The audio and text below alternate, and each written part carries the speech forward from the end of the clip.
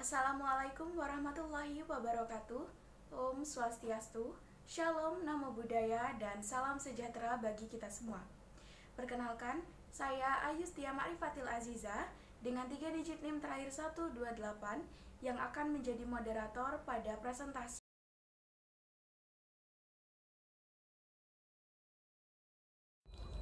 Latar belakang, kehidupan manusia mengalami tahapan dari kandungan hingga kematian.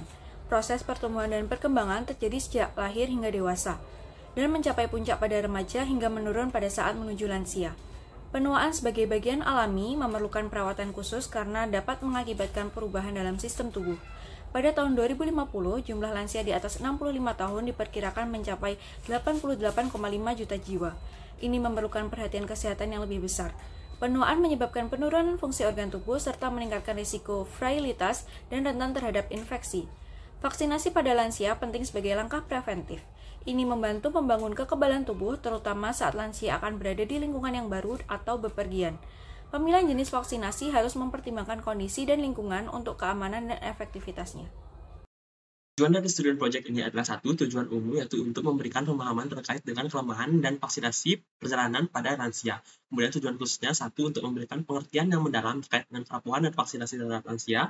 2, memberikan pemahaman lebih lanjut tentang kerapuhan pada lansia. 3, untuk mengerti tentang pemberian vaksin terhadap lansia yang memiliki kerapuhan saat perjalanan. Kemudian manfaatnya, 1, yaitu manfaat teorikal. Dari student project ini diharapkan dapat memberikan pengetahuan yang lebih terhadap topik yang diangkat, yaitu kerapuhan dan vaksinasi pada lansia saat perjalanan. Diharapkan pula dapat menjadi acuan untuk studi-studi yang akan dilaksanakan kelak. Kemudian, manfaat praktikal dari student project ini diharapkan dapat mencakup berbagai informasi yang dibutuhkan terkait topik yang diangkat, seperti definisi, dampak, dan juga jenis vaksinasi terhadap lansia yang mengalami kerapuhan saat perjalanan. Sekian, terima kasih.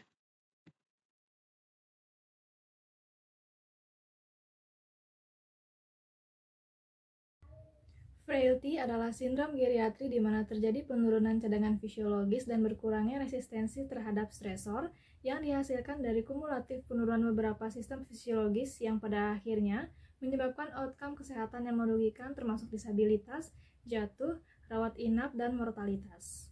Pasien usia tua yang mengalami frailty seringkali mengalami gejala yang meningkat seperti kelemahan dan kelelahan, kompleksitas medis, dan berkurangnya toleransi terhadap intervensi medis dan bedah. Frailty sangat terkait dengan bertambahnya usia karena adanya penurunan bertahap dalam fungsi fisiologis, seperti penurunan massa otot, kepadatan tulang, dan fungsi kekebalan tubuh, yang merupakan bagian dari patogenesis frailty seiring bertambahnya usia. Seiring dengan proses penuaan ini, orang cenderung mengalami penurunan daya tahan dan peningkatan kerentanan terhadap stresor, yang pada akhirnya dapat menyebabkan frailty. Patogenesis yang dapat mempengaruhi frailty dapat dikategorikan sebagai berikut. Yang pertama ada perubahan fisiologis, perubahan psikologis, lalu peningkatan risiko dari kondisi medis kronis, lalu perubahan sosial, dan yang terakhir adanya peningkatan kemungkinan penggunaan obat. Baik, selanjutnya adalah dampak dari frailty. Frailty pada lansia dapat menyebabkan berbagai kecacatan, bahkan kematian, karena kerentanan mereka terhadap stresor internal dan eksternal, yang dapat mengakibatkan cacat dan meningkatkan kerentanan terhadap penyakit serta kegagalan untuk berkembang. Frailty pada lansia itu mempengaruhi kemampuan sosial dan kesehatan secara keseluruhan. Pada aspek sosial, mereka akan mengalami penurunan kualitas hidup dan kesepian yang dapat memicu depresi karena kurangnya aktivitas sosial. Sementara itu, pada kesehatan memiliki efek yang luas dengan beragam hasil kesehatan seperti patah tulang, disabilitas, jatuh, rawat inap, mobilitas yang memburuk, serta demensia. Kemudian penyakit yang terkait dengan frailty itu dapat dilihat pada PPT. Kemudian hasil kesehatan yang negatif akan menjadi hasil akhir dari frailty pada lansia yang memberikan peluang yang tinggi terhadap kematian dan komplikasi yang mengakibatkan perawatan kesehatan yang lebih lama, yang mengakibatkan juga peningkatan biaya rumah sakit yang akan menurunkan kualitas hidup. Baik. Setelah fase identifikasi, pendekatan pengelolaan yang menyeluruh diperlukan untuk mengatasi frailty di tingkat primer. Karena sifatnya yang multifaktorial, pengelolaan frailty membutuhkan integrasi dari beberapa aspek, termasuk latihan fisik, gizi, pengelolaan obat-obatan, dan dukungan sosial. latihan fisik terbukti bermanfaat dalam meningkatkan kekuatan otot, keseimbangan, dan mobilitas pada individu yang mengalami frailty. Peran dokter keluarga atau praktisi primer juga sangat krusial dalam manajemen frailty. Mereka cenderung memiliki pendekatan yang lebih komprehensif dan berorientasi pada pasien, yang dapat menggabungkan aspek biomedis, psikologis, sosial, dan dukungan komunitas dalam penanganan frailty. Sejumlah implementasi praktis telah dilakukan di beberapa negara. Di Inggris misalnya, penggunaan Electronic Frailty Index telah terbukti efektif dalam mengidentifikasi frailty di tingkat primer, diikuti dengan tinjauan klinis mendalam dan intervensi yang sesuai. Contohnya yang lain di Kanada, program Community Action and Resources Empowering Seniors atau CARES menggabungkan berbagai pendekatan seperti identifikasi dini, penilaian kolaboratif, perencanaan kesehatan, konsultasi asisten kesehatan, dan tinjauan berkala untuk mengelola frailty secara komprehensif. Dengan demikian, usaha identifikasi dini dan pengelolaan frailty secara terintegrasi di tingkat primer merupakan langkah yang penting untuk meningkatkan kualitas hidup, juga mengurangi resiko komplikasi yang optimal bagi individu.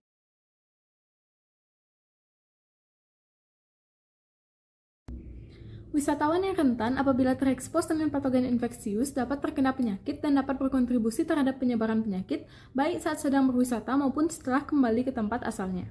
Salah satu langkah preventatif yang dapat dilakukan adalah travel vaccine atau vaksinasi wisatawan, yakni imunisasi khusus yang ditujukan kepada wisatawan sebelum mereka berpergian ke tujuan internasional sebagai bagian dari persiapan pre-travel. Vaksinasi pra-perjalanan ini biasanya mencakup vaksinasi rutin, vaksin yang direkomendasikan, dan juga vaksin yang diwajibkan.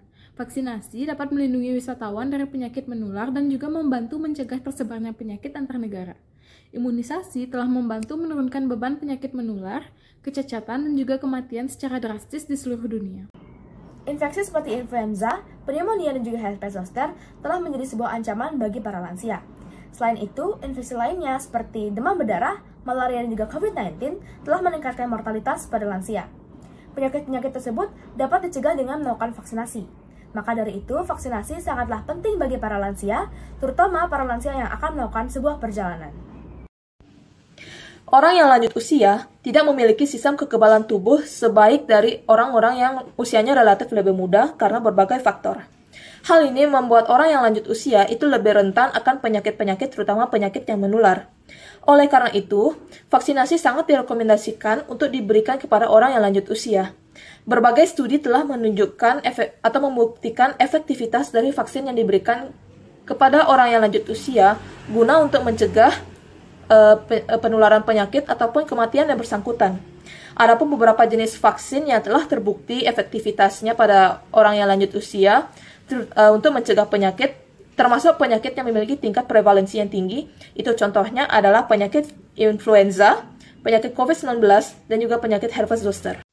Selanjutnya, saya akan menjelaskan mengenai rekomendasi vaksin yang diberikan untuk lansia. Yang pertama, itu ada vaksin influenza, di mana penyakit ini merupakan penyakit yang paling sering terjadi pada wisatawan dan bisa dicegah dengan menggunakan vaksinasi.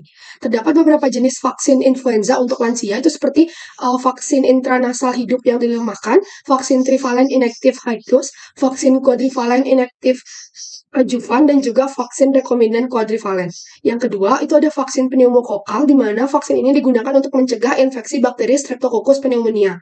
Vaksin ini sangat penting terutama bagi wisatawan lansia yang bepergian dengan kendaraan yang memiliki potensi terjadinya kontak langsung penularan penyakit, seperti menggunakan kereta, lalu pesawat, kapal laut, dan juga bus. Hal ini karena Streptococcus pneumonia itu menyebar melalui batuk, bersin, dan juga sekret pernafasan. Yang ketiga, itu ada vaksin yellow fever, di mana vaksin ini digunakan untuk mencegah penyakit yang ditularkan melalui spesies nyamuk Aedes. Vaksin yellow fever ini ialah virus 17D hidup yang dilemahkan. Yang keempat, itu ada vaksin hepatitis. Tujuannya adalah untuk mencegah virus hepatitis A dan juga B, karena virus ini tinggi resiko penularannya. Yang kelima, itu ada vaksin tifoid, di mana demam tifoid dan paratifoid ini disebabkan oleh infeksi sistemik servular dari Salmonella enterica.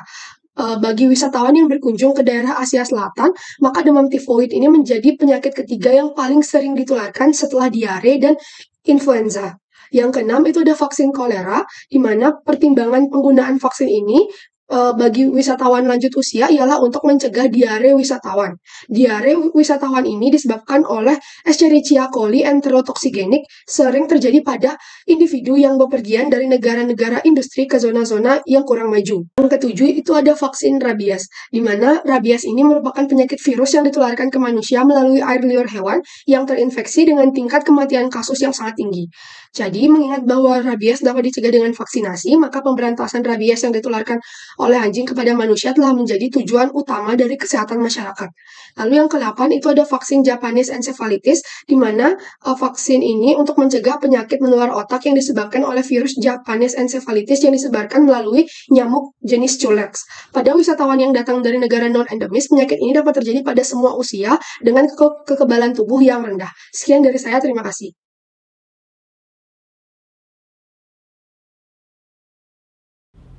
Kemudian saran.